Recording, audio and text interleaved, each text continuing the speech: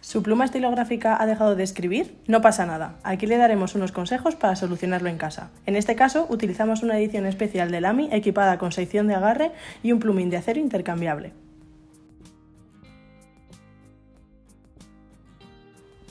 Compruebe que el cartucho o convertidor tenga tinta y que no esté seca.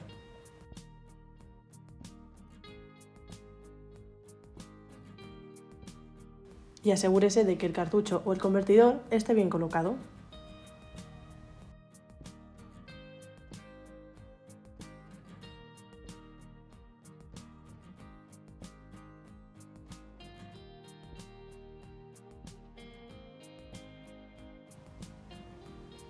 Si el alimentador está obstruido, debe separar la sección del plumín del cuerpo o todo el plumín si el modelo lo permite.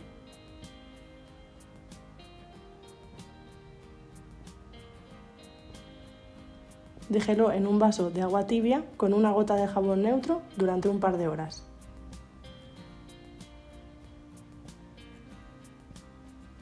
Luego, lave el plumín bajo el grifo. Puede utilizar un cepillo suave para una limpieza más profunda. Luego, déjelo secar.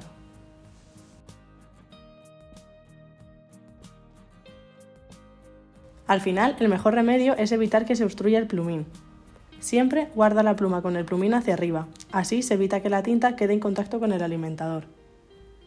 También es recomendable guardar la pluma en un estuche protector, como este Nook de Easterbrook, ideal para una pluma sola.